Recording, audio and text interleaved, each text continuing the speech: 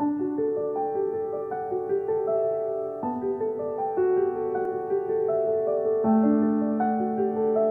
pouvez vous asseoir.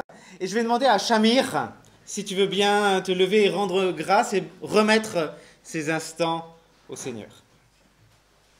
Merci Seigneur pour ta grâce et ta bonté. Merci pour ta conduite dans nos vies parce que nous savons que tu es bon. Merci pour les frères et sœurs qui sont là, pour les pasteurs, pour les femmes qui nous servent. Seigneur, bénis-les. Nous remettons entre tes mains la séance de ce soir. Viens nous conduire, nous enseigner, ouvrir nos oreilles pour que nous puissions comprendre ta volonté. Enseigne-nous dans le nom de Jésus. Amen. Amen. Prenons maintenant le 29. Attaché à la croix pour moi. Ou bien, quel sauveur merveilleux je possède. Ce soir, nous allons voir tout ce qui est les faux enseignements, les fausses doctrines qu'il peut y avoir. Et déjà, on a vu donc d'avoir confiance dans notre Seigneur, c'est essentiel. Et puis, un point capital pour notre vie, c'est bien la croix de Jésus-Christ. Et de voir comment Jésus-Christ a renoncé à lui-même. Et la suite nous parle aussi du ciel que nous attendons et ce que nous avons vu donc, ce matin. Donc chantons le 29. Quel sauveur merveilleux je possède.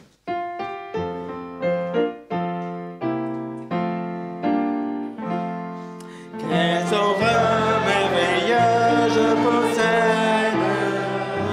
Il s'est sacrifié pour moi. Et sa vie innocente il cède. Pour mourir sur l'infâme bois. Attaché à la croix pour moi. Attaché à la croix pour moi. Il a pris mon péché, il m'a délivré. Attaché à la croix pour moi. Il renonce un moment à son trône pour le plan rédempteur de Dieu, déposant pour sa couronne un tel prix pour me rendre heureux. Attaché à la croix pour moi, attaché à la croix pour moi. Il a pris mon péché, il m'a délivré. Attaché à la croix pour moi. Méprisé, rejeté par les hommes, pour mes iniquités brisées. Il me dit, vois combien je t'aime, et il meurt pour me racheter. Attaché à la croix pour moi, attaché à la croix pour moi. Il a pris mon péché, il m'a délivré. Attaché à la croix pour moi. Et un peu plus rapide. Le salut accompli sur la terre, mon sauveur remonta au ciel, mais bientôt il va reparaître, et mon corps sera éternel. Attaché à la croix pour moi, attaché attaché à la croix pour moi. Il a pris mon péché, il m'a délivré. Attaché à la croix pour moi.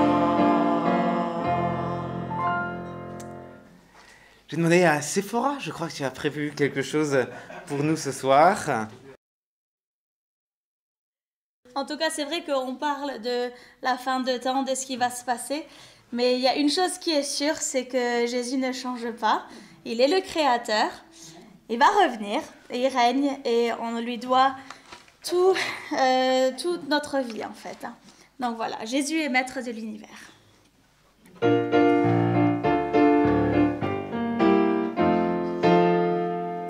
Jésus est maître de l'univers, créateur, rédempteur, il peut tout faire. Du ciel il descendit, mourir pour les impies, triomphant il ressuscita. Oh, un jour sur terre il va régner, de tous il sera honoré. Élevez votre voix, chantez, Jésus est roi, car il est le héros de la croix, car il est le souverain de l'univers. Oui, bientôt il régnera sur terre.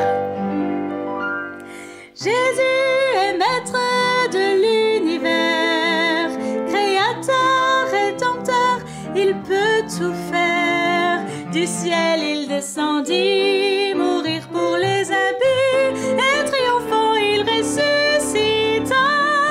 Oh, un jour sur terre il va régner, de tous il sera honoré.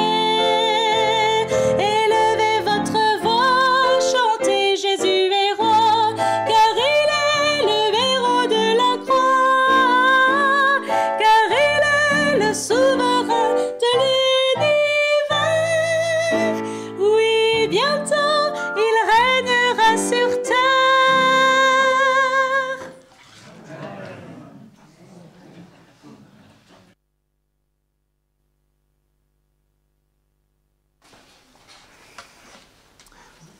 On veut encore chanter un chant avant d'écouter également Didier. Et j'aimerais que nous chantions le 75, notre Bible tout entière. Parce que, aussi face à l'erreur, face à ce qu'on pourrait annoncer, c'est important de toujours avoir en tête cette Bible tout entière. Et combien nous avons besoin de la lire. On va chanter hier soir. Ah non, je sais.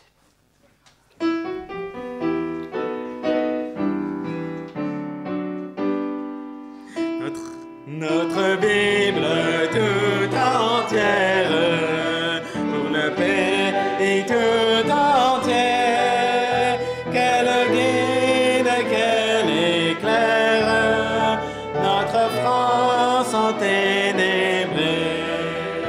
Quel guide, quel éclair, notre France enténébrée. Qu'à la Bible, la lumière, sur le plus obscur sentier, Christ est la pierre angulaire, tout sur lui doit s'édifier. Christ est la pierre angulaire, tout sur lui doit s'édifier. Les paroles de la terre nous déçoivent sans pitié, mais la loi de notre Père reste un guide qualifié. Mais la loi de notre Père reste un guide qualifié. Notre monde de misère cherche à quel chef se confier, et notre cœur désespère sans le Sauveur crucifié, et notre cœur désespère sans le Sauveur crucifié. Dans ce mystère, il va tout publier, que par Jésus notre frère, nous sommes réconciliés. Que par Jésus notre frère, nous sommes réconciliés.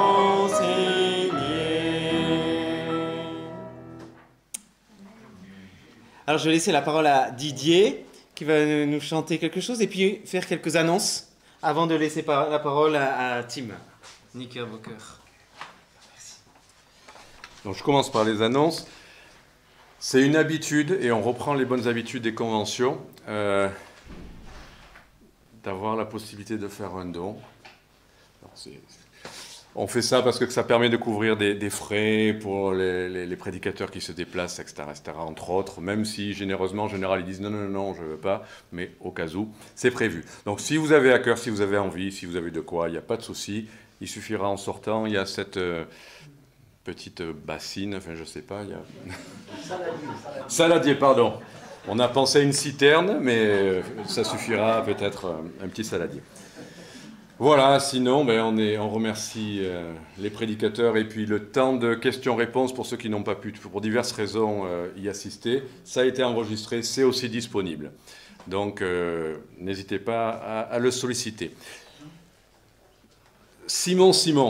Non, c'est pas disponible? Non, le question-réponse? Quelqu'un m'a montré, je croyais qu'on m'avait dit ça tout à l'heure. Non, c'est que les réunions qui sont enregistrées. D'accord. Mais Bon, non, excusez-moi, c'est pas toi. C'est moi qui donne une fausse information. Voilà.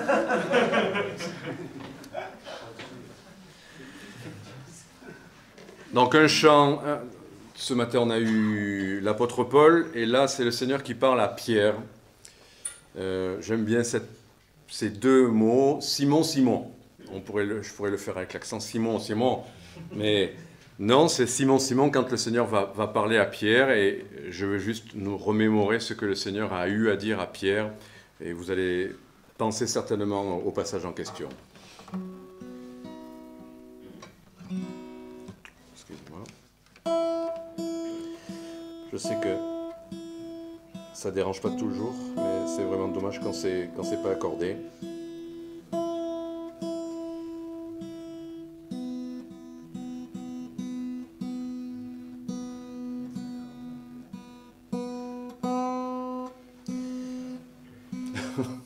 Ça bouge. Sinon, je peux le faire à cappella aussi, c'est bien, mais... Excusez-moi, là, ce soir, il y a des moments comme ça. Comme dit. Pourtant, je l'avais accordé tout à l'heure, elle a rebougé.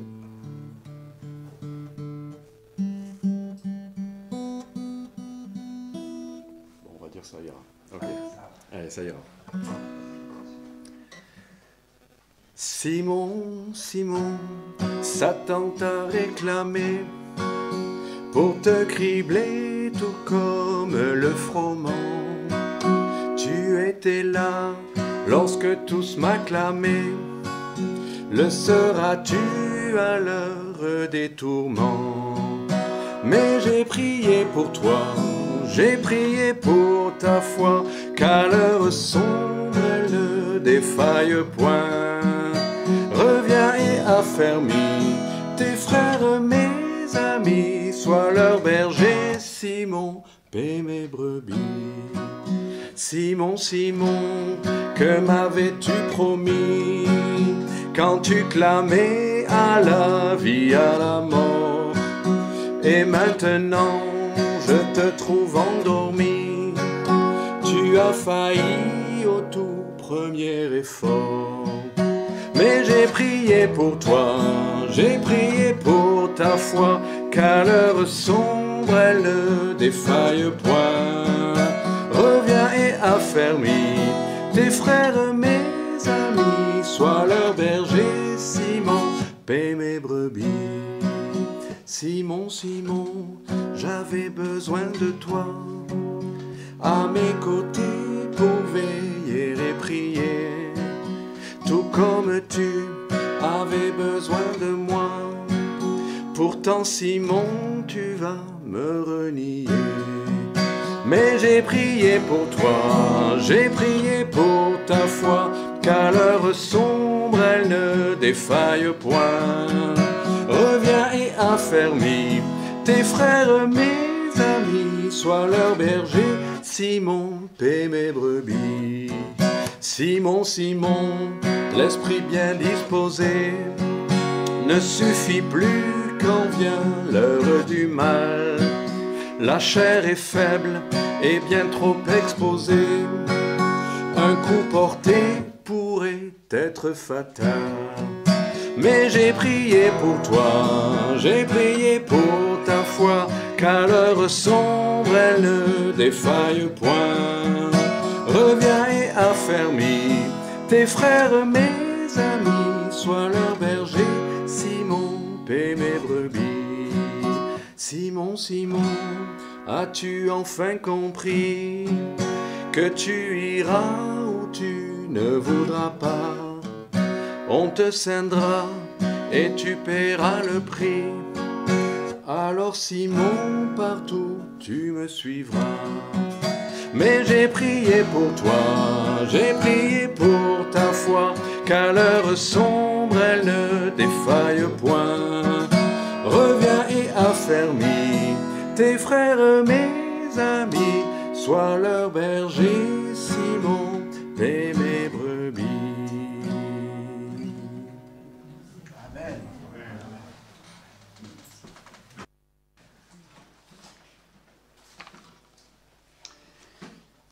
Andrew, Sephora, Elisabeth et moi, on traverse souvent cette salle, pleine de chaises vides. Heureux de la voir pleine de chaises pleines. Très heureux d'être avec vous et que vous soyez avec nous ici, à la Rhode. Quand on a acheté ce lieu, alors je ne sais pas, l'ancien propriétaire, c'est un monsieur qui n'a aucune prétention d'être sauvé ni rien. Mais quand il nous a rencontrés, il a dit « Ah, la Rhode va devenir le centre mondial baptiste. » Comment il a trouvé ça? Mais même le maire a dit récemment, votre présence a redonné de la vie au village. Alors on prie que ce soit la vie spirituelle aussi qui vienne au village de la Rhode. Nous sommes, le sujet principal de finalement cette série de réunions, ce n'est pas essentiellement de voir en détail tous les temps de la fin et tous les événements dans leur ordre chronologique, soit que David nous a donné de la nourriture, des feuilles, des renseignements précis à ce sujet. Mais le but même de l'Apocalypse, d'ailleurs quand les gens comprennent Apocalypse, ils comprennent catastrophe. N'oublions jamais que ce n'est pas... Le livre parle de catastrophe, mais le thème principal du livre, c'est la révélation de Jésus-Christ. La révélation de Jésus-Christ, tout-puissant, roi glorieux, qui met fin aux injustices, comme Ésaïe 53 et les évangiles sont l'image de Jésus-Christ, agneau de Dieu. Et dans la gloire de Jésus-Christ qui est dévoilée dans le livre de l'Apocalypse, on voit le roi des rois et le seigneur des seigneurs sur un cheval blanc avec son épée. On l'appelle la parole de Dieu et qui va batailler et vaincre l'Antéchrist dans la bataille d'Armageddon. Mais on le voit aussi comme l'agneau qui est comme immolé au milieu du trône, qui seul est digne d'ouvrir les sceaux du jugement du livre. Le sujet ce soir, on va commencer en 2 Thessaloniciens, chapitre 2, qu'on a déjà largement vu aujourd'hui. Ne vous laissez pas troubler. C'est ce que l'apôtre Paul a dit aux Thessaloniciens, qu'il était justement troublé.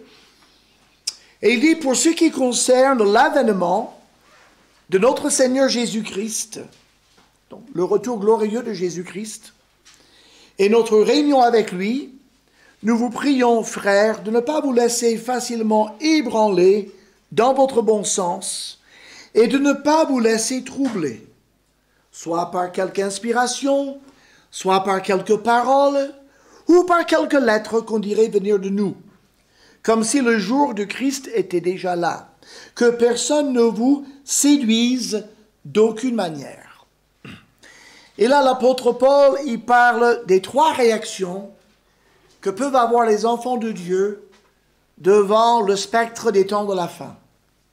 La première réaction qu'il dit dans le verset 1, c'est être ébranlé dans son bon sens, perdre le nord, perdre le sens de la réflexion. La deuxième, c'est d'être troublé. Ne soyez pas troublés, dit-il. Et la troisième, c'est d'être séduit. Donc, que nous soyons ébranlés, troublés ou séduits, les 3 sont de mauvaises réactions vis-à-vis des temps d'avenir. Cela veut dire que si nous comprenons bien toutes ces questions selon la parole de Dieu, le résultat, c'est que nous serons consolés. Et dans sa lettre précédente, aux Thessaloniciens, chapitre 4, quand il décrit l'enlèvement de l'Église, son déroulement, comment termine-t-il ce passage? Consolez-vous donc les uns les autres par ces paroles. C'est de la consolation que Dieu donne. Donc, ça doit nous servir de clé pour bien comprendre toute la question de la fin des temps. Suis-je consolé par les promesses de Dieu, par les réponses de Dieu? Alors, quand on se place dans notre situation, nous, les enfants de Dieu, faisant partie de l'Église de Jésus-Christ, arrivés, nous pensons, vers la fin de la dispensation de l'Église, qu'est-ce qui pourrait nous troubler? Jésus n'a pas dit au royaume d'Israël ou aux païens que votre cœur ne se trouble pas, croyez en Dieu et croyez en moi. Il a dit à ses disciples. Il a dit aux enfants de Dieu. La partie des événements qui pourraient nous troubler le plus, sans doute nous les enfants de Dieu, c'est cette question de l'enlèvement de l'Église et la tribulation. Alors comme on a déjà dit, il y a des gens qui pensent que l'Église va traverser toute la période de la tribulation. Alors nous en théologie, on appelle ça des post-tribulationnistes. L'enlèvement arrive à la fin de la tribulation. D'autres sont mi-tribulationnistes, c'est-à-dire on passe les 3 premières années et demie et on s'en va vers le ciel et les 3 dernières années, là, Satan se déchaîne, le Seigneur se déchaîne et ça va très mal dans le monde. Mais au moins, on n'a pas vécu la dernière moitié de la tribulation. Il y a un autre enseignement qui est assez largement répandu, même parmi les évangéliques, et surtout les évangéliques extrêmement sérieux, c'est cette idée qu'il y aura un enlèvement partiel. C'est-à-dire que avant la tribulation, ceux qui sont vainqueurs, c'est comme ça qu'ils s'expriment, les vainqueurs, les chrétiens qui vont bien, les chrétiens spirituels, les chrétiens qui sont prêts, les chrétiens qui veillent, vont partir à l'enlèvement avant le début de la tribulation. Et ceux qui ont été charnels, ceux qui s'éloignaient de Dieu, ceux qui ne sont pas des vainqueurs, ceux qui ne sont pas des fils de Dieu, ça aussi c'est une manière de l'enseigner. Ils disent dans l'église de Jésus-Christ, il y a les fils de Dieu qui échappent à la tribulation. Puis il y a les enfants de Dieu, c'est une caste inférieure qui eux traversent la tribulation. Ça s'appelle l'enlèvement partiel de l'église. Je me souviens, il y a peut-être 30 ans de ça à Toulouse, une des femmes de notre église est venue me voir. J'ai un monsieur qui est venu, c'est un homme, il prie 4 heures par jour, il passe 5 heures par jour à lire la Bible, on fait des études qui durent 3 heures, etc. Et j'aimerais bien qu'il vienne à l'église parce qu'il a une tellement profonde spiritualité, ça va nous réveiller. Qu'on ait besoin d'être réveillé, je ne le nie pas. Mais en puisant un peu plus loin, en fait, il croyait à l'enlèvement partiel. Et il voulait être sûr que les gens de notre église étaient tous des vainqueurs et qu'on partirait au début, plutôt avant la tribulation, et qu'on ne soit pas des simplement enfants de Dieu de la caste inférieure qui, eux, vont casquer pendant 7 ans. On ne peut pas dire autrement. Alors, donc, voilà un peu les 3 idées qui sont dans le monde évangélique, très largement, et qui troublent, et c'est normal que ça trouble les enfants de Dieu. Donc, L'objectif de cette convention, vous l'avez déjà entendu, c'est de ne pas rassurer les enfants de Dieu en vous disant que nous ne souffrirons jamais pour Christ. Jésus l'a dit, vous aurez des tribulations dans le monde. Il a dit ça avant de partir. La vaste majorité de l'Église de Jésus-Christ au cours des 27 derniers siècles ont été persécutés pour leur foi. Ce que nous vivons depuis 100-150 ans en France, en Europe occidentale et aux États-Unis, au Canada et quelques autres pays, c'est tout à fait exceptionnel dans l'histoire de l'Église. C'est grâce au don de la réforme, aux valeurs judéo-chrétiennes, à la découverte de la démocratie et surtout à la séparation entre l'Église et l'État et la liberté de conscience qui en résulte. C'est à cause de ça qu'on ne souffre pas. Mais dans beaucoup d'autres endroits dans le monde, les chrétiens souffrent atrocement. Donc ne pensons pas que parce que nous ne souffrons pas dans notre génération, que l'Église de Jésus a échappé à toute persécution, à toute souffrance. Elle a souffert comme son Seigneur. Mais s'agissant de la tribulation, il y a plus que de la souffrance. Il y a une séduction, il y a un homme du péché, il y a le temple qui est reconstruit, il y a une statue qui parle, il y a le faux prophète, et ça finit par la bataille d'Armageddon. Et les Juifs sont pour grande partie massacrés et certains sont sauvegardés pendant la tribulation pour entrer dans le royaume du Seigneur. Alors, si on veut vraiment voir clair par rapport à notre destination, est-ce que nous, on va traverser finalement la tribulation, une partie, la totalité, pas du tout? Est-ce qu'une partie va traverser et l'autre partie sera épargnée? Il y a une chose essentielle qui a déjà été mentionnée, c'est Israël, le peuple d'Israël et l'Église sont deux entités entièrement différentes. Alors, bien sûr, aujourd'hui, depuis 2000 ans, le mystère de Christ, c'est que les Juifs et les païens forment un peuple en Jésus-Christ. Il a renversé le mur de l'inimitié qui séparait les Juifs des païens par une sorte de racisme. Ça a été brisé. Et gloire à Dieu, toutes les ethnies du monde se retrouvent dans l'Église de Jésus-Christ. Et nous sommes plus qu'unis, nous sommes un dans le Seigneur. Mais s'agissant du peuple d'Israël, avant l'arrivée de la Pentecôte, avant la création de l'âge de l'Église, 4/5 de la Bible sont adressés à Israël directement. 1/5 de la Bible est adressé à l'Église. Je vais vous donner 11 différences. Il y en a 24 au total. Deuxième différence. Israël a reçu des promesses terrestres dans les alliances faites à Abraham, David, etc. L'Église a reçu des promesses célestes par l'Évangile. Notre vie est cachée avec Christ en Dieu. Nous attendons le céleste. Israël est la descendance biologique d'Abraham, dont quelques-uns de sa postérité sont des gens spirituels, la postérité spirituelle, qui ont compris le Messie et qui l'ont reçu. L'Église est composée uniquement de la descendance spirituelle d'Abraham, c'est-à-dire les gens qui ont eu la foi d'Abraham. On entrait dans le peuple d'Israël par une naissance physique et suivie pour les mâles par une circoncision. On entre dans l'Église par une naissance spirituelle, la nouvelle naissance. Israël est composé d'une nation bien distincte. L'Église est composée d'individus de toutes les nations. La 6e différence, c'est le reste. Ce qui reste d'Israël sera un jour sauvé au terme de la tribulation grâce à la nouvelle alliance que Dieu a promis par Jérémie 600 ans avant la naissance de Jésus. Cette nouvelle alliance a été faite avec Israël et nous en bénéficions. Mais un faible reste d'Israël sera sauvé à la fin de la tribulation. Romains chapitre 11. L'Église, nous, on est sauvés maintenant par la mort de Jésus et sa résurrection. Une 7e distinction, c'est qu'Israël connaît Christ comme le Messie, on le connaît comme Emmanuel, comme roi. L'Église, nous le connaissons comme notre Sauveur, notre Seigneur, notre époux et notre chef. Une autre distinction, le Saint-Esprit venait sur certains Israélites, parfois temporairement.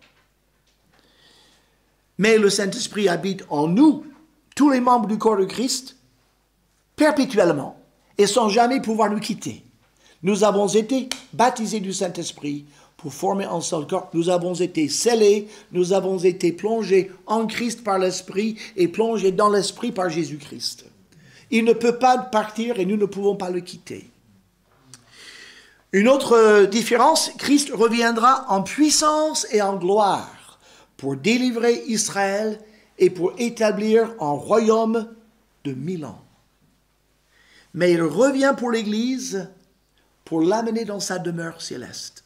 Et nous serons ainsi toujours avec le Seigneur. On le rencontre dans les airs. Si vous lisez les prophètes, avec larmes, ils écrivaient à Israël comme étant la femme infidèle de l'Éternel. L'Église est l'épouse de Dieu le Fils, Jésus-Christ. Le retour de Christ pour Israël est précédé de très nombreux signes.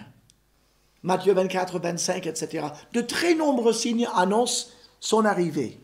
Le retour de Christ pour son Église peut arriver à n'importe quel moment.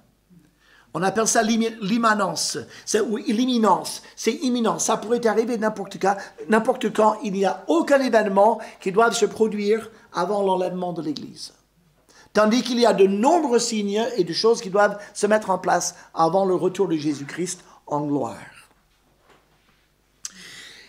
Alors, il y a un deuxième problème. Donc, quand on confond Israël en tant que peuple et l'Église, on va lire des passages qui sont destinés à Israël et les prendre pour l'Église. Ça, c'est le problème. Une deuxième source de trouble dans cette histoire-là, c'est que parfois, on fait une mauvaise application à l'Église de textes qui sont destinés à Israël. Dans le discours de Jésus sur le mont des Oliviers, vous connaissez bien Matthieu 24 et Matthieu 25. Si vous voulez, on peut regarder ces deux passages en les survolant un peu. Matthieu 24 et puis Matthieu 25. C'est un long discours. Et si on rate le premier verset, on ne le comprend pas. Le verset 3 donne le contexte de tout le discours des deux chapitres qui suivent. Jésus était avec ses disciples. Alors ils ont dit, regarde quel temple magnifique, Seigneur, c'est quand même magnifique. Jésus dit, vous savez, bientôt arrivera le jour, il ne restera pas de pierre sur pierre de cet édifice, tout va être brisé. Ou les disciples sont intéressés et tout de suite la question surgit. Dis-nous, verset 3, quand cela arrivera-t-il? Et quand arrivera la destruction du temple de Jérusalem? Et quel sera le signe de ton avènement et de la fin du monde? Et quand on lit l'Apocalypse, on voit bien son avènement et la fin du monde. Voilà la question qu'ils ont posée. Dès lors, Jésus va répondre à cette question. Et donc, il va répondre par rapport à son retour en gloire et ce qu'on appelle la fin du monde. Donc, il donne beaucoup de signes. Dans les versets 4 à 14, il donne des signes qui concernent cette époque de la tribulation. Et il s'agit clairement de cela. Alors, vous avez les faux Christ qui viennent, versets 5 et 6, il y a beaucoup de guerre et de bruit de guerre, ça arrive dans la foulée. Verset 7, une nation s'élève contre une nation, des famines, des tremblements de terre en divers lieux. Et ça, c'est le début, il dit. Après, on vous livrera au tourment et l'on vous fera mourir et vous serez haïs de toutes les nations à cause de mon nom. Jésus est un juif, le peuple juif, il faut l'exterminer. Beaucoup de gens succombent et se trahissent. Des faux prophètes s'élèvent, verset 11. Et verset 13, celui qui persévérera jusqu'à la fin sera sauvé. Ce verset, bien sûr, a fait couler beaucoup d'encre sur beaucoup de commentaires. Est-ce que l'Église de Christ aura la persévérance pour persévérer jusqu'à la fin, à travers les 7 ans de la tribulation? Parce que la Bible, celui qui persévère jusqu'à la fin sera sauvé. Si nous reprenons ce passage et on relit le verset 3, nous comprenons qu'il s'agit d'une époque qui précède directement le retour de Christ en gloire et la fin du monde, à savoir la fin de l'Apocalypse, la fin de la tribulation. Qui sera sauvé pendant l'âge de l'Église? Celui qui est justifié par la foi en Jésus-Christ. Nous avons donc été justifiés par la foi. Qui peut nous séparer de l'amour de Dieu? Rien, parce que Christ est pour nous. Qui sera contre nous? Nous avons le Saint-Esprit qui habite en nous. Nous avons un esprit de filialité, on peut dire Abba Père. Nous marchons par l'esprit, non pas par la chair, etc. Donc, celui qui est justifié par la foi en Jésus-Christ est sauvé. Et donc ici, celui qui persévère jusqu'à la fin est sauvé. C'est une autre époque, c'est une autre condition. Quand Jésus parle de toutes ces choses-là, il parle aussi de ce qu'on appelle la 70e semaine de Daniel et les Juifs en Judée.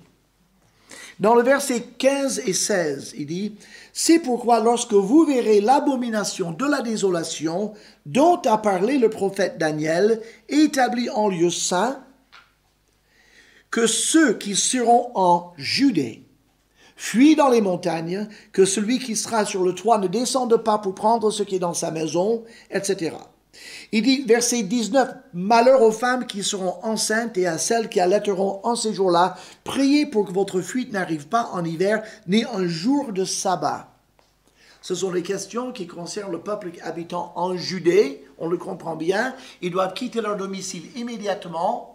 Ils doivent partir vers un lieu pour fuir en danger. Et si ce n'est pas en hiver, ce serait mieux parce que dans les rivières desséchées de la Judée, on peut avoir des déluges instantanés. S'il y a une chute de pluie, ça peut balayer toutes les personnes qui marchent dans ces lits de rivière qui sont plus faciles à négocier que le terrain d'à côté, etc. Et donc, on voit bien que ça ne s'agit pas ici de l'épouse de Christ, de l'Église du Seigneur, répandue sur le monde. Il s'agit de Juifs vivant en Judée qui doivent s'échapper très rapidement car il y a danger. Alors, nous voyons que la détresse augmente. Et puis, dans les versets 21 à 30, il parle de ce que Jésus revient visiblement. Verset 21, « La détresse sera si grande qu'il n'y en a point eu de pareil depuis le commencement du monde jusqu'à présent, et qu'il n'y en aura jamais. Si ces jours n'étaient abrégés, personne ne serait sauvé. » Donc, c'est un temps qui est limité, sinon tout le monde finirait par périr, dit Jésus. Et donc, verset 29, ces jours de détresse, le soleil s'obscurcit, la lune ne donnera plus sa lumière, les étoiles tomberont du ciel. Verset 30, le signe du Fils de l'homme paraîtra dans le ciel, toutes les tribus de la terre se lamenteront, et elles verront le Fils de l'homme venant sur les nuées du ciel avec puissance et avec une grande gloire. Et il rassemble ses élus des quatre extrémités des cieux, puis il établit son règne. Donc le royaume vient puissamment, visiblement, pour mettre fin à un temps de détresse terrible. C'est la description parfaite de ce que Daniel a dit aussi en chapitre 9 et ce que Zacharie a dit dans les chapitres 12, 13 et 14. Il y a un passage qui nous interpelle très souvent et qu'on applique très souvent à l'Église. Nous lisons dans les versets 40 et 41. « Alors, de deux hommes qui seront dans un champ, l'un sera pris et l'autre laissé. De deux femmes qui moudront à la meule, l'une sera prise et l'autre laissée. » La première fois qu'on lit ça, avec les yeux d'un enfant de Dieu, faisant partie de l'Église de Jésus-Christ, on dit, mais c'est l'enlèvement. À la fin de ce terrible problème de détresse, les chrétiens seront enlevés juste à la fin de la tribulation. C'est ce qu'on pourrait penser. Mais il faut voir le contexte. Regardez le contexte, verset 36. « Pour ce qui est du jour et de l'heure, personne ne le sait, ni les anges des cieux, mais le Père seul. Ce qui arriva du temps de Noé arrivera de même à l'avènement du Fils de l'homme. Car dans les jours qui précédèrent le déluge, les hommes mangeaient et buvaient, se mariaient et mariaient leurs enfants, jusqu'au jour où Noé entra dans l'arche. Ils ne se doutèrent de rien, jusqu'à ce que le déluge vint et les emporta tous. Il en sera de même à l'avènement du Fils de l'homme. Il dit, l'avènement de Jésus-Christ sur la terre est comparable au déluge. Noé et sa famille sont entrés dans l'arche, la porte a été fermée, le déluge est venu et a emporté, a pris tous les incrédules et les a noyés. Jésus dit, c'est précisément comme ça que ça va se passer. Quand il descendra, il prend tous les méchants, il les prend soudainement et ils vont vers le jugement. Tous ceux qui ont reçu la marque de la bête, ceux qui ont adoré l'image de la bête et tout ça, vont être pris et amenés en jugement. Sinon, il n'y a pas de comparaison entre le déluge et l'avènement du Fils de l'homme. Donc, contrairement à ce qu'on pourrait penser, c'est pas le chrétien du Nouveau Testament qui est enlevé, c'est le méchant qui est emporté par le déluge de la colère de Dieu au retour de Jésus-Christ. Et puis, regardez versets 48 à 51. Et quand on le lit avec les yeux d'un chrétien du Nouveau Testament, on est troublé. Alors, il parle de serviteur fidèle, verset 45, ça ne fait de peine à personne.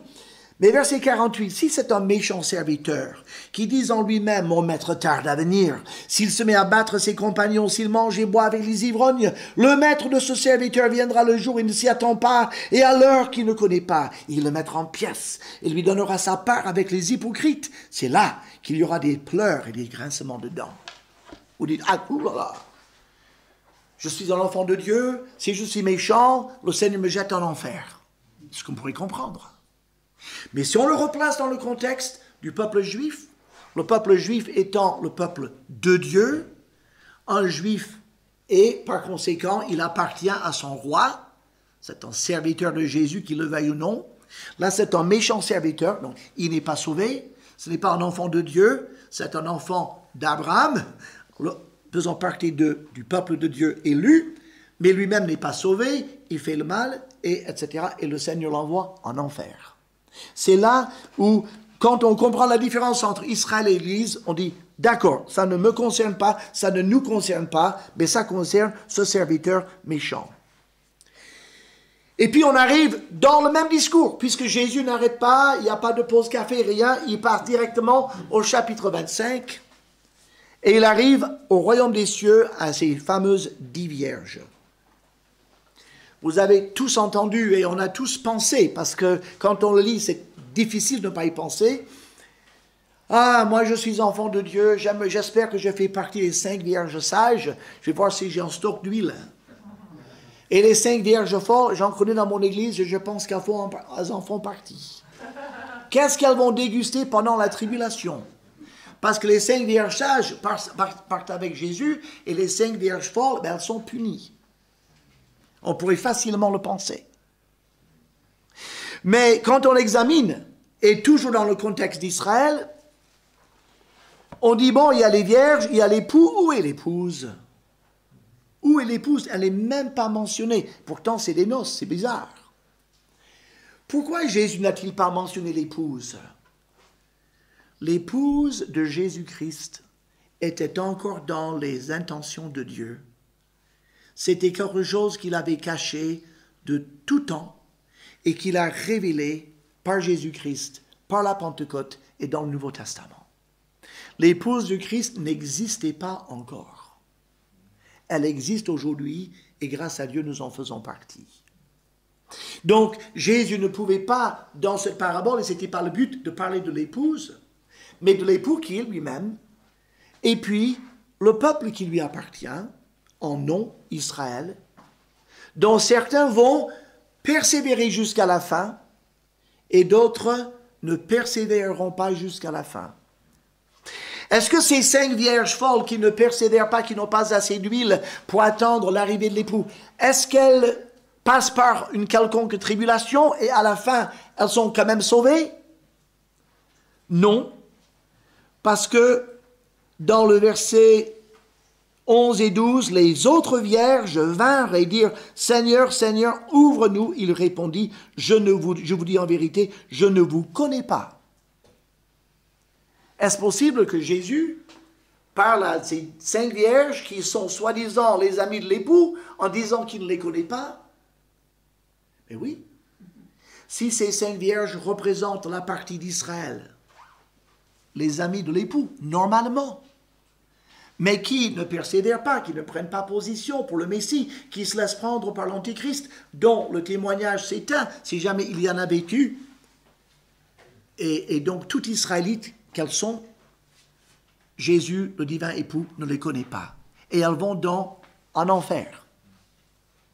Et donc, si on reste dans le contexte Israël, l'Église, ici c'est Israël, on comprend que à travers Jésus, tout ce qu'il fait là, c'est d'illustrer celui qui persévérera jusqu'à la fin sera sauvé.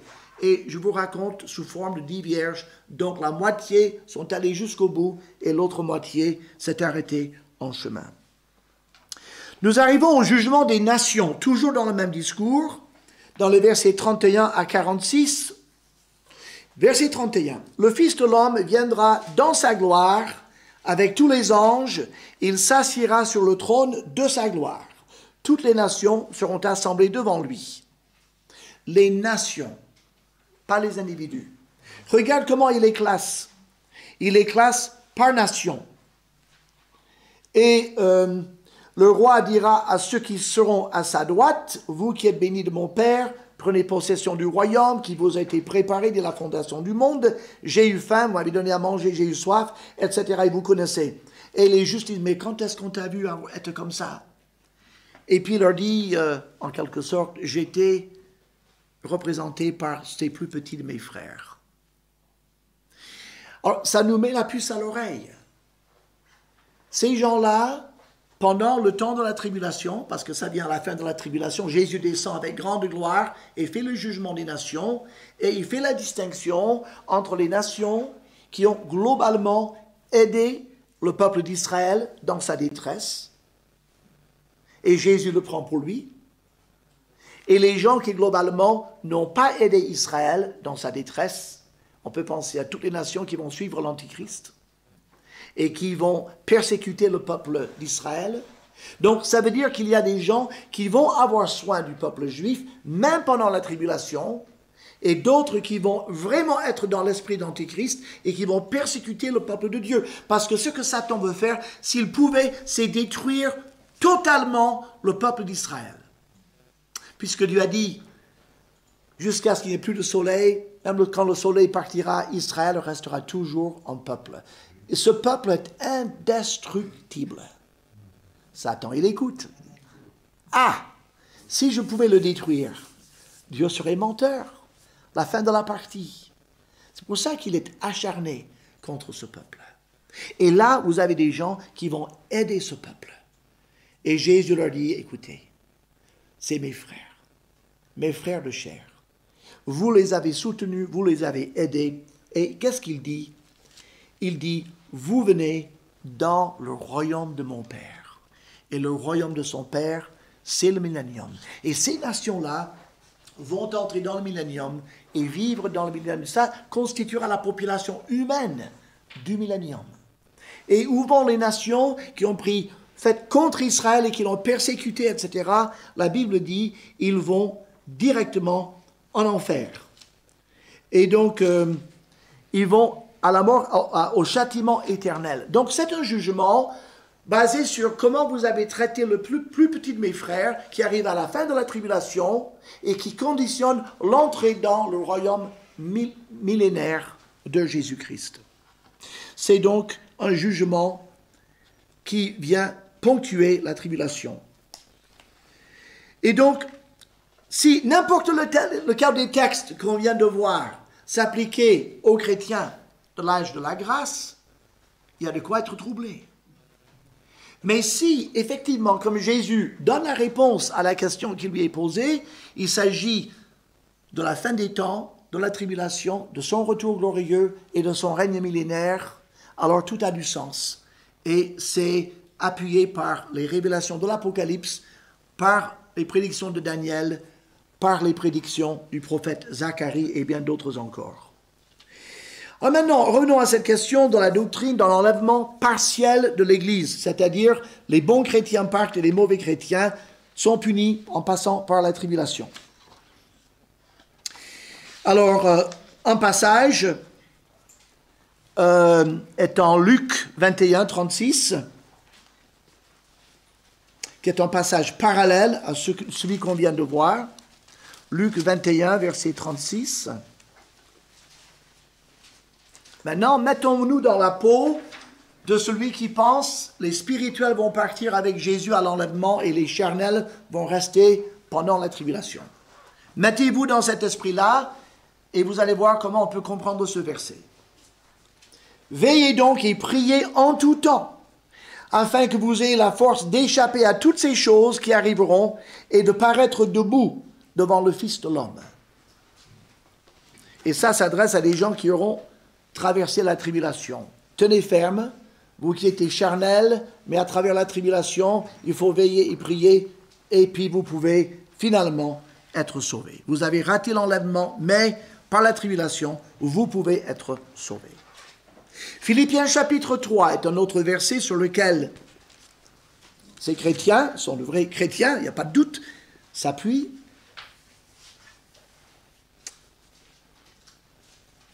Il dit, voilà, verset 17, « Soyez tous mes imitateurs frères et portez les regards sur ceux qui marchent selon le modèle que vous avez en nous, car il en est plusieurs qui marchent en ennemis de la croix de Christ. Je vous en ai souvent parlé et j'en parle maintenant encore en pleurant. Leur fin sera la perdition. Ils ont pour Dieu leur ventre. Ils mettent leur gloire dans ce qui fait leur honte. Ils ne pensent qu'aux choses de la terre. » On a quand même l'impression ici, c'est écrit à une église, on a l'impression qu'il parle de gens qui ne sont pas convertis.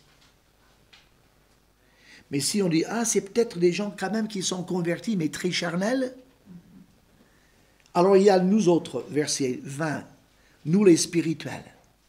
Notre cité à nous est dans les cieux, d'où nous attendons aussi comme sauveur le Seigneur Jésus-Christ. Eux, ils vont être jugés en étant punis par Dieu, mais nous, les spirituels, on va partir parce que nous, on attend le ciel. Tite 2, voilà, Tite 2, 11 à 13. Et Tite 2, 11 à 13 est un passage où Dieu nous appelle à la sanctification. Car la grâce de Dieu, source de salut pour tous les hommes, a été manifestée. Elle nous enseigne à renoncer à l'impiété et aux convoitises mondaines et à vivre dans le siècle présent selon la sagesse, la justice et la piété, en attendant la bienheureuse espérance et la manifestation de la gloire de notre grand Dieu et Sauveur Jésus-Christ. Si on le lit différemment, ceux qui n'écoutent pas la leçon de la grâce, qui ne renoncent pas à leur convoitise mondaine et qui vivent dans le siècle pas selon la sagesse et la justice et la piété, c'est qu'ils n'attendent pas le retour de Christ et ils ne seront pas enlevés. On prend tout en négatif et on pourrait peut-être dire que on le comprend, mais ce n'est pas ce qu'il dit. Ce qu'il dit, la grâce de Dieu nous enseigne tous à vivre dans la sagesse et la sanctification. Pourquoi?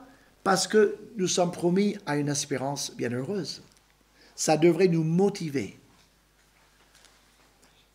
Si le Seigneur voulait enlever les spirituels et pas les charnels, il ne parlerait pas de la bienheureuse espérance du croyant comme un encouragement à tous les enfants de Dieu à obéir. Mais le fait qu'ils disent, vous êtes tous promis à la gloire, commencez à vivre d'une manière digne du ciel. Comme nous dirions à nos enfants, si vous en avez plusieurs, écoutez, dans notre famille, on a des règles, on ne ment pas.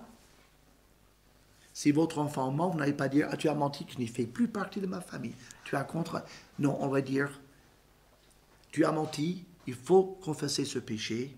Sache que dans la famille, on ne veut pas de mensonge.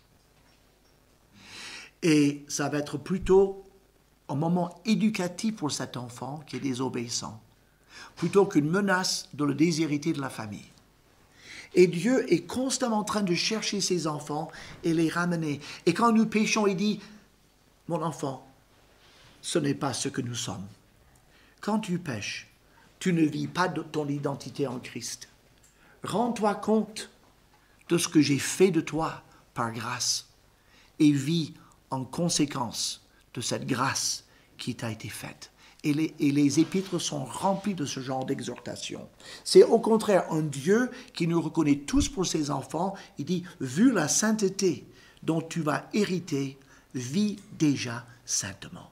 La grâce de Dieu, c'est ce que ça t'enseigne. Non pas faire ce que tu veux, mais vivre saintement et répondre comme un adulte à cette grâce que Dieu t'a donnée. Alors, il y a des problèmes, il y a plusieurs autres passages. 2 Timothée 4, verset 8, si vous prenez des notes, ou bien Hébreux 9, verset 28, qui dit que Christ est apparu une seule fois pour porter les péchés de beaucoup d'hommes, et il revient une seconde fois pour ceux qui l'attendent pour leur salut. Ce qui veut dire à certains, « Ah, mais si vous ne l'attendez pas pour votre salut, il vous laisse sur la terre. » Quel est l'enfant de Dieu aujourd'hui, même s'il est charnel, qui n'attend pas le salut de Dieu, la délivrance? Il y a bien des chrétiens qui sont charnels et qui disent « Mais j'en ai marre, je suis fatigué, je suis dans la défaite, c'est de ma faute. » Mais vivement que Dieu vienne et que je sois parfait parce que vraiment j'ai... Voilà, alors on peut dire « Tu devrais te sanctifier », c'est vrai. Mais dans leur cœur, il y a un désir de sanctification et ils sont dans la défaite. Et si on accepte Christ, c'est pour être sauvé. Et donc tout le monde l'attend, plus ou moins comme il faut, mais tous les enfants de Dieu attendent le retour de Christ. Alors, le problème avec ce point de vue dans l'enlèvement partiel, d'abord, on peut poser un premier point qui est partout dans les épîtres. Tous ceux qui ont reçu Christ comme sauveur bénéficient de son sacrifice. On est tous sauvés par le même sacrifice, on est tous justifiés. Jésus a fait 3 choses. Il a satisfait les exigences de Dieu, la propitiation. Il nous a réconciliés pour toujours avec un Dieu saint et il nous a rachetés et a réglé le problème de notre péché. Il a fait ça par son sacrifice et nous a offert ça par grâce. Et tous ceux qui ont reçu son sacrifice sont dans ce cas-là. Tous les enfants de Dieu sont revêtus de sa justice. Nous ne sommes pas sauvés sur la base de nos mérites, mais par les mérites de Christ. Donc, nous ne pouvons pas être séparés par notre mauvaise conduite. Le fils prodigue ne pouvait pas défaire son ADN qui le liait à son père. Et dans ses pires excès, il était toujours autant le fils de son père que le frère aîné qui, lui, vivait une vie plus sage. Le père était le père des deux enfants. Et Dieu est le père des chrétiens qui, Dieu merci, marchent plutôt d'une manière obéissante.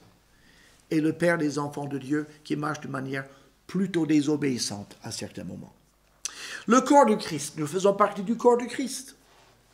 Est-ce que le corps de Christ peut être scindé en 2 ou 3 ou 1000? Non, le corps de Christ est un. Il est indivisible. Éphésiens 4 nous donne une foi en baptême, en Dieu et Père de tous, en Sauveur, etc. On est un en tout. Le baptême du Saint-Esprit. Nous avons tous été baptisés d'un seul esprit pour former un seul corps. Ce corps ne peut pas être scindé en 2. Il ne peut être divisé en 2 parties. Le Saint-Esprit habitant dans toutes les parties du corps de Christ, dans tous les membres du corps de Christ, est-ce que la moitié de l'Esprit Saint peut partir avec les spirituels et l'autre moitié de Saint-Esprit rester avec les charnels? Non, parce que celui qui retient l'Antichrist doit partir entièrement. Et donc tous les enfants de Dieu, charnels ou spirituels, ou quelque part entre les deux, doivent partir. Jésus-Christ est un aimant, et il va attirer l'esprit vers lui, et tout ce que l'esprit habite part avec lui. Il ne peut pas en être autrement. Le corps de Christ est indivisible. Regardez en Thessaloniciens chapitre 4, où il s'agit précisément de l'enlèvement. En Thessaloniciens chapitre 4,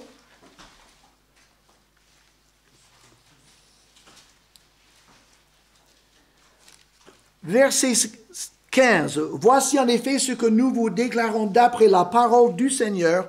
Nous les vivants, restez pour l'avènement du Seigneur, nous ne devancerons pas ceux qui sont morts, car le Seigneur lui-même a un signal donné à la voix d'un archange et au son de la trompette de Dieu descendra du ciel et les morts en Christ ressusciteront premièrement.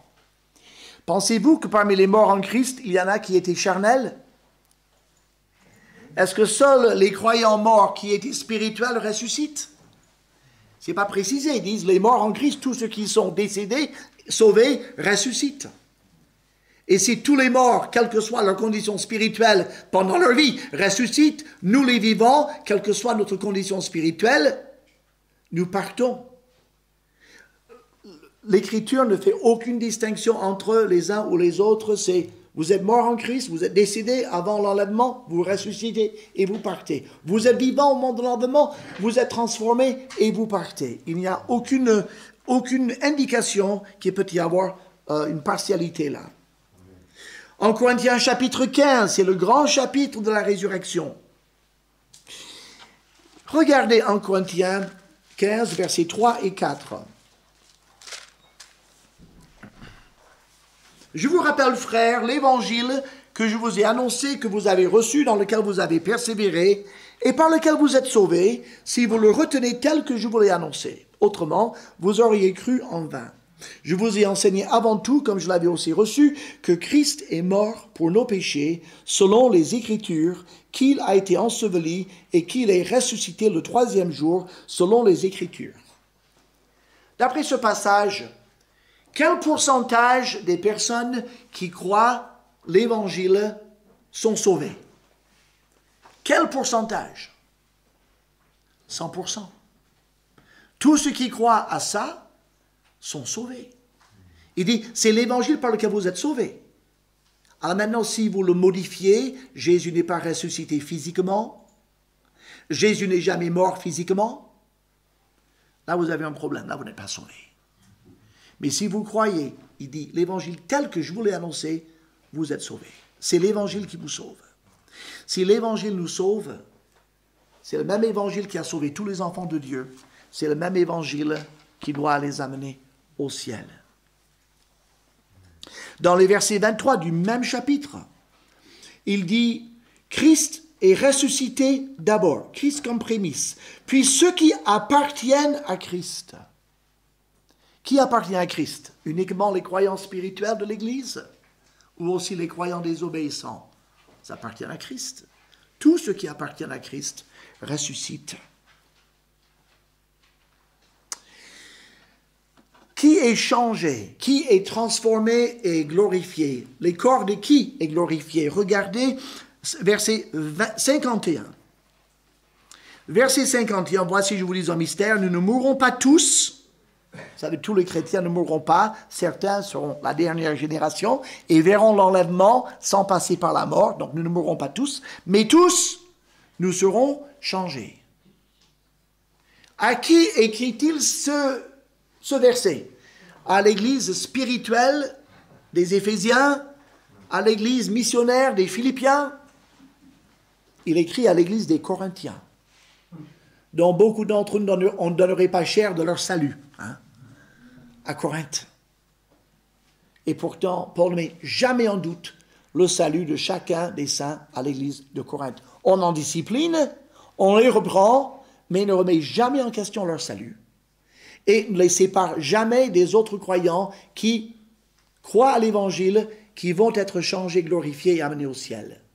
S'il y a une chose qui est claire, Dieu ne divise pas le corps de Christ en plusieurs parties, le corps part.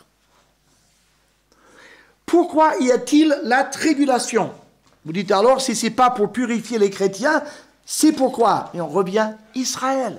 Regardez Zacharie chapitre 13, si vous le voulez bien.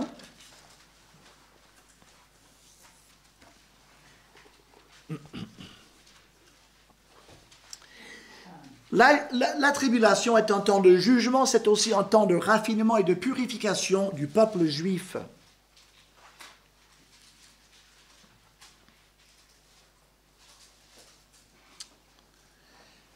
Verset 7 est une prédiction du rejet du Messie.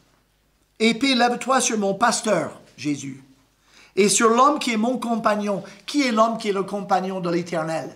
C'est Dieu le Fils. Dit l'Éternel des armées, frappe le pasteur. Jésus a été frappé. Que les brebis se dispersent, la diaspora du peuple juif. Je tournerai ma main vers les faibles. Maintenant, regardez, dans tout le pays, donc ceux qui reviennent dans le pays, dit l'Éternel, les 2/3 seront exterminés, périront. Et l'autre tiers restera.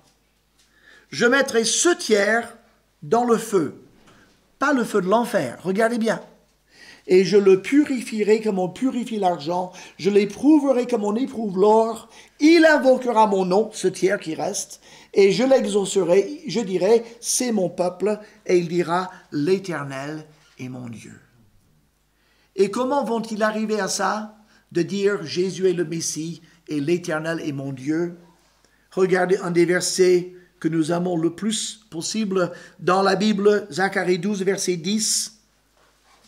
Pendant nous avons cette grande tribulation, l'Éternel dit, verset 10, je répandrai, d'abord verset 9, en ce jour-là, je m'efforcerai de détruire toutes les nations qui viendront contre Jérusalem. Donc il parle de son peuple juif. Alors, à ce moment-là, je répandrai sur la maison de David et sur les habitants de Jérusalem un esprit de grâce et de supplication, et ils tourneront les regards vers moi, celui qu'ils ont percé, ils pleureront sur lui comme on pleure sur un fils unique.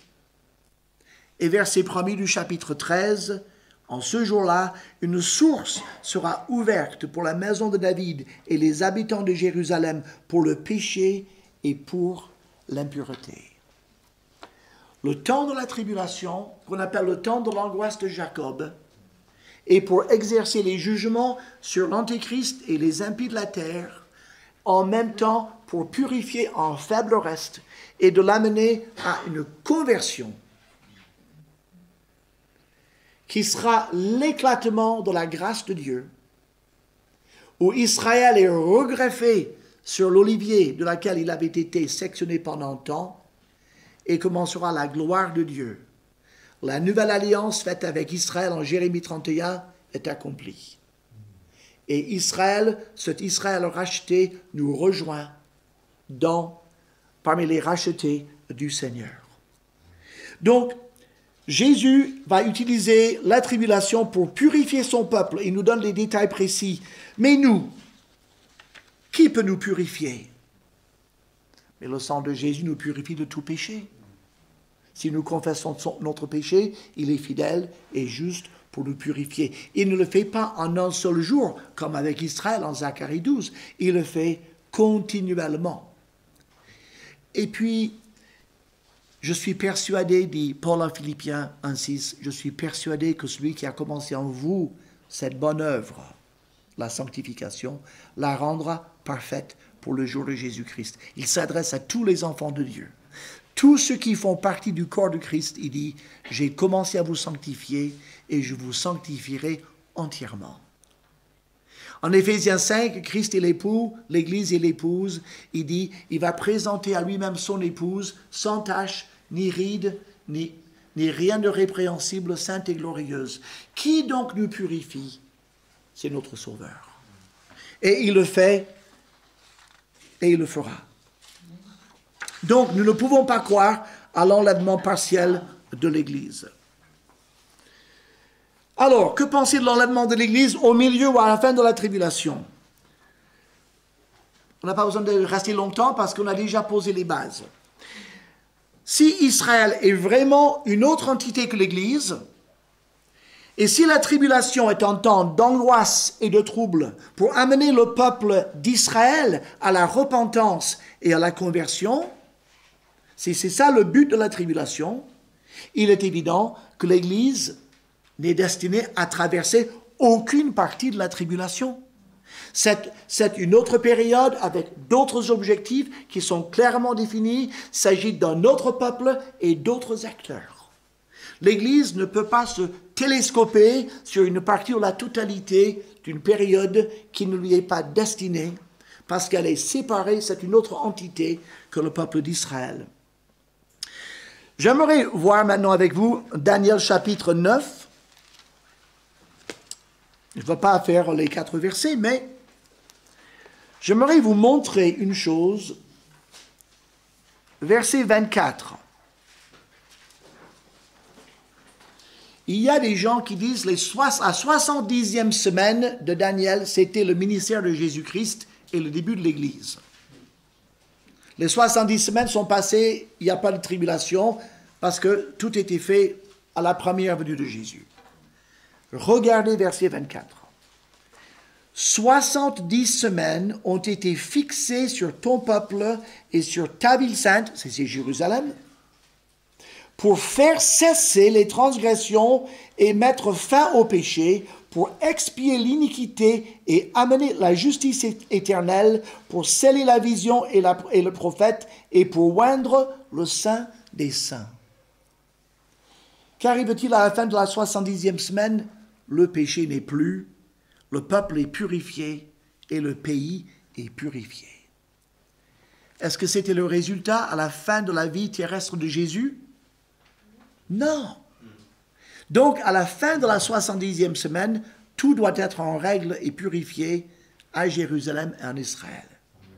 Et on vient de voir à travers Zacharie et bien d'autres passages que Jésus va faire ça à son retour. Donc, cette 70e semaine est à venir. Le but, on le voit bien dans le verset 24, concerne Israël et le peuple terrestre de Dieu. C'est pour ça que l'Église n'y est pas ni au début ni à la fin. Dans l'Apocalypse, on l'a mentionné, les 3 premiers chapitres, le Seigneur glorifié s'adresse aux 7 églises.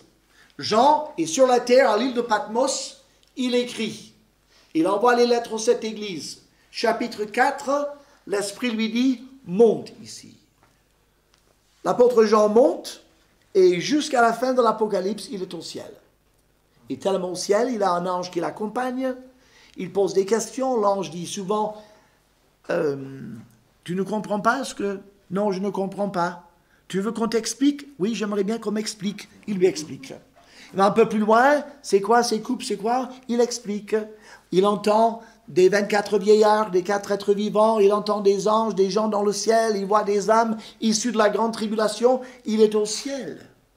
Et il voit tout ça depuis le ciel. Et donc, ce n'est pas une preuve absolue, mais c'est quand même un indice très fort que l'apôtre Jean, le dernier apôtre survivant, voit tous les événements de la tribulation du ciel et pas de la terre. C'est un indice que l'Église est au ciel pendant le temps de la tribulation. En Apocalypse 3, verset 10, Dieu fait une promesse plus claire encore par rapport à cela. Apocalypse 3, verset 10, il parle de l'Église de Philadelphie, cette Église fidèle, missionnaire. Verset 10, Jésus dit à cette Église, « Parce que tu as gardé la parole de la persévérance en moi, je te garderai aussi à l'heure de la tentation qui va venir sur le monde entier pour éprouver les habitants de la terre. » L'heure de la tentation qui vient éprouver tous les habitants de la terre, c'est clair, c'est la tribulation. C'est dit partout. Maintenant, qu'est-ce qui veut dire « Je te garderai à l'heure », c'est-à-dire « Je vous garderai fidèle pendant que vous traversez la tribulation ». Dans le grec, c'est le mot « ek », c'est une petite préposition qui veut dire « hors de ». Je vous garderai hors de l'heure de la tentation qui vient sur la terre pour éprouver les habitants. Je vous épargnerai ce temps. Ce n'est pas l'Église de Philadelphie qui le demande, c'est le Seigneur qui le dit.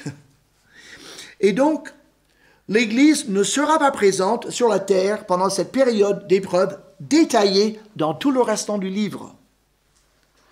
En 2 Thessaloniciens chapitre 2, j'arrive à la fin de cette partie-là, et il y a très peu après, si vous faisiez du souci pour votre nuit de repos, ce que je veux comprendre, en 2 Thessaloniciens chapitre 2, et on l'a vu également un petit peu,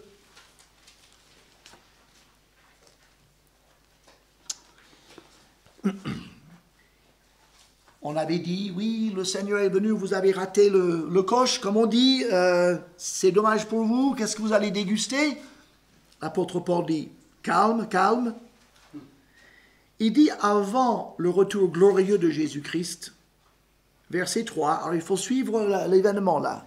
Avant qu'il ne vienne, il y aura l'homme du péché, le fils de la perdition. Il viendra d'abord. L'adversaire de ce qui s'élève au-dessus de tout ce qu'on appelle Dieu, de ce qu'on adore, jusqu'à s'asseoir dans le temple de Dieu, se proclamant lui-même Dieu. Est-ce que vous avez vu ça encore? Non. Il n'y a pas de temple, il n'y a pas d'antéchrist, il n'y a rien de ça encore. Mais ça doit venir.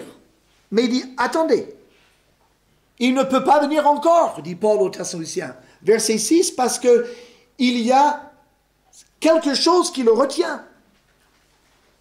Et le verset 7, c'est plus clair, il faut seulement que celui, donc c'est une personne, qui le retient, encore est disparu.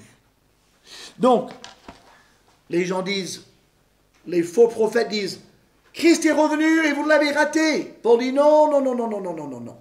Quand il reviendra en gloire, ça sera pour écraser l'Antichrist. Donc l'Antichrist doit venir avant lui. Mais l'Antichrist ne peut pas venir avant que celui qui l'empêche de se manifester disparaisse. Et donc, si nous suivons l'enseignement ici et l'ordre des événements, celui qui retient l'Antichrist disparaît, l'Antichrist apparaît, il fait sa tribulation en quelque sorte, il subit aussi la tribulation à la fin, et puis Jésus descend et met fin à tout cela et règne en gloire. Là, dans ce chapitre-là, la chronologie est très très claire. Quelqu'un a posé la question, et là je n'ai pas besoin de faire très longtemps, qu'est-ce qu'on va faire pendant la tribulation? Alors c'est vrai que 7 ans à jouer de la harpe et à monter sur des nuages, ça peut paraître lassant. Je ne crois pas que de toute façon, rien ne nous lassera dans l'éternité. Que fait l'Église? Oui, parce que si on ne traverse pas la tribulation, elle fait quelque chose.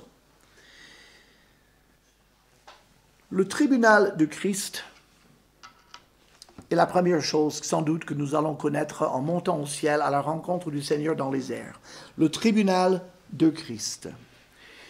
Pour répondre à cet argument, et les spirituels et les charnels, c'est quand même injuste que le Seigneur les fasse tous bénéficier du ciel, alors que les autres l'ont servi fidèlement et que les autres ont traîné les pieds. C'est pas normal que tout le monde reçoive la même gloire. Oui, et ça ne sera pas le cas. Si on est au ciel, on bénéficie de la présence de Dieu, il y a une évaluation extrêmement sérieuse qui va avoir lieu. Ça s'appelle le tribunal du Christ. On appelle en grec le siège Béma. C'est un mot qui venait des jeux. On avait une estrade, on mettait les arbitres et les juges des jeux, et à la fin, les vainqueurs venaient et on distribuait des récompenses, des trophées aux vainqueurs des divers jeux. C'est un endroit donc d'évaluation par Jésus-Christ de chacun d'entre nous et la réception ou non de récompenses. 1 Corinthiens chapitre 3, vous connaissez, on ne va pas le prendre maintenant. Alors il dit, par contre, pour tous les rachetés, il y a un fondement qui est inébranlable. Le fondement, c'est Jésus-Christ. Comme tous les rachetés ont un fondement de Jésus-Christ, tous les rachetés finissent au ciel. Après, chacun bâtit sur ce fondement d'une autre manière, avec d'autres matériaux. Et là, c'est le feu d'évaluation qui va faire voir ce qui a été fait pour Christ et selon sa volonté, et ce qui a été fait pour d'autres motivations. Nous sommes donc individuellement responsables de la manière dont nous bâtissons sur le fondement. Le feu évaluera l'œuvre de chacun. En 2 Timothée chapitre 2, vous avez 4 catégories de personnes. Et ça aide aussi pour ceux qui pensent qu'on peut perdre son salut. Quand vous trouvez un sujet traité en 3 lignes et qui traite tout le sujet en 3 lignes, il faut le retenir. 2 Timothée 2, 11 à 13. Cette parole est certaine. Si nous sommes morts avec lui, nous vivrons aussi avec lui. Ça, c'est tous les enfants de Dieu. Je suis associé à sa mort et à sa résurrection, et je ressuscite et je vis avec Christ. Tous les vrais croyants ressuscitent avec lui. Il y a quand même mieux, si nous persévérons, nous régnerons aussi avec lui. Il y a un règne pendant 1000 ans. Si nous le servons d'une manière persévérante, il y a des récompenses. Le croyant dit victorieux, le croyant qui marche avec Dieu. Si nous le renions, il nous reniera, le faux chrétien, qui n'a jamais été vraiment sauvé. Celui qui me renie devant les hommes, je le renie devant mon Père qui est dans les cieux. Et on peut facilement discerner entre les deux. La personne qui dit, vous savez, je suis loin du Seigneur, je sais que ma vie n'est pas comme il faut, d'ailleurs je suis mal à l'aise souvent, je suis convaincu de péché, je devrais revenir, mais j'aime mon péché, mais je sais que c'est pas bien. Sans doute quelqu'un de sauvé, mais dans la désobéissance. L'autre qui dit, oui Jésus, bon là, je vois bien que ça fait votre affaire, vous êtes très sympathique, j'ai beaucoup aimé votre église, vous avez été avec moi dans ma détresse, mais bon Jésus, ça c'est notre hyperlement, ça je ne sais pas qui il est, ni voilà. Bon là, il a renié Jésus-Christ. Il n'a jamais été sauvé, même s'il a fait une prière. Et puis le quatrième, si nous sommes infidèles, et ça peut nous arriver à tous, infidèles, pas fidèles. Il demeure fidèle car il ne peut se renier lui-même. Ça nous montre que si je pêche et je pourrais dire je ne mérite pas le salut, le Seigneur me dit de toute façon tu ne l'as jamais mérité. Je te l'ai donné parce que c'est moi qui ai payé le prix et moi je reste fidèle à ma promesse. C'est pour ça que tu vas être sauvé, pas parce que tu as été fidèle. Nous allons le chrétien charnel, le non-chrétien, le chrétien vainqueur et le chrétien tout court en 4 lignes. Il y a une deuxième chose, la présentation de l'épouse à Jésus-Christ. Éphésiens 5, on peut se payer le luxe de regarder 2 derniers passages, puisqu'on est tout à fait à la fin.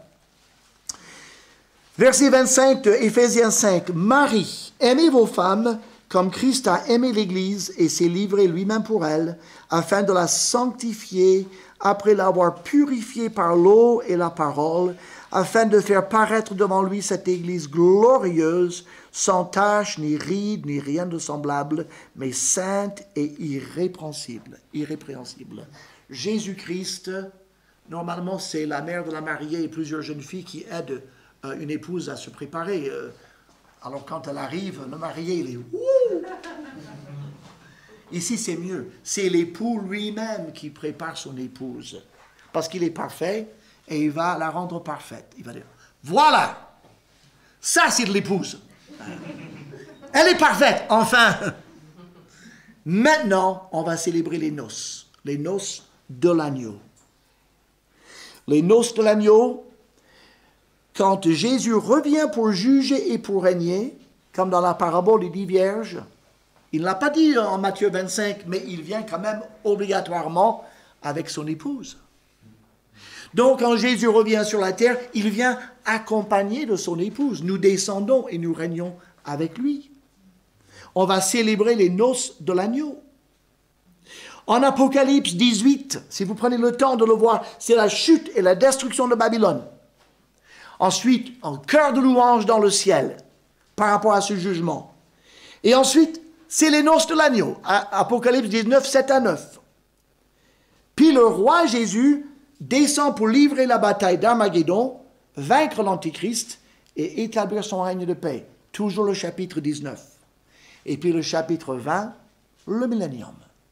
Il se marie, il descend, il vainc l'Antichrist, il établit son règne et nous, avec lui, nous régnons. Et c'est tout bien détaillé dans le chapitre 18, 19 et 20. Donc, ces 3 événements ayant lieu après l'enlèvement de l'Église et avant le retour glorieux de Christ pour établir son règne, montrent une fois de plus, il faut qu'il y ait un intervalle entre l'enlèvement de l'Église et le retour de Christ pour établir son règne à la fin de la tribulation.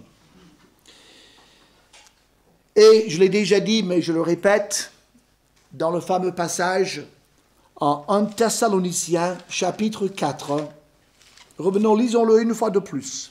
Nous ne voulons pas, frères, verset 13, que vous soyez dans l'ignorance au sujet de ceux qui dorment, afin que vous ne vous affligiez pas comme les autres, qui n'ont point d'espérance.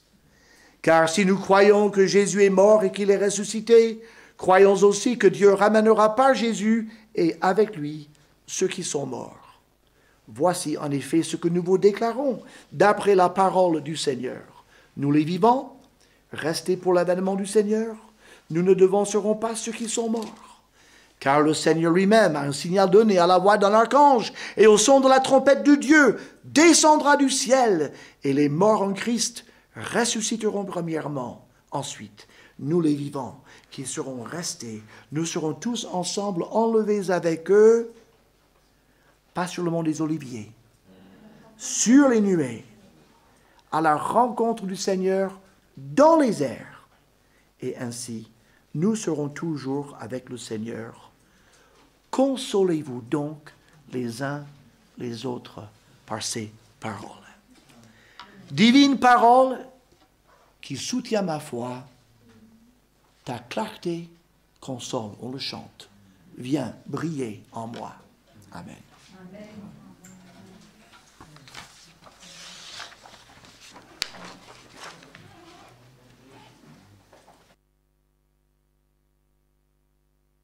Matthieu 7, 21, où se tu le situes là-dedans? Ah oui, on va peut-être prier, et puis s'il y a des questions, tu veux... On va prier, oui, c'est pour conclure ces moments. Père Céleste, en effet, après avoir entendu tout ce que nous a présenté ton serviteur, et après avoir lu dans ta parole tout cela, Seigneur, nous voulons nous incliner, et Seigneur, tu nous aides à saisir cela, et surtout à le croire, parce que c'est ta parole qui nous le dit. Seigneur, tu nous donnes des certitudes, afin que nous puissions être réconfortés et même heureux, attendant ce retour. Cette bienheureuse espérance. Et Seigneur, nous savons que lors de la tribulation, de grandes souffrances seront pour ceux qui seront, mais nous aspirons, Seigneur, à avant cela, et bien encore pouvoir parler et annoncer ton évangile, ton salut, afin qu'un grand nombre croient et soient enlevés avec toi. Père Céleste, merci de la clarté de ton enseignement. Et Seigneur, veuille nous y accompagner. Et merci Seigneur pour cette grâce que tu nous accordes en Jésus-Christ. Oui, c'est au nom de Jésus-Christ que nous te prions. Amen. Merci bien pour cet enseignement. Et puis, je pense qu'on va s'arrêter là pour la vidéo. Mais peut-être il y a après quelques questions, si Tim veut y répondre. Bon, je ne sais pas combien de questions il y aura. Une question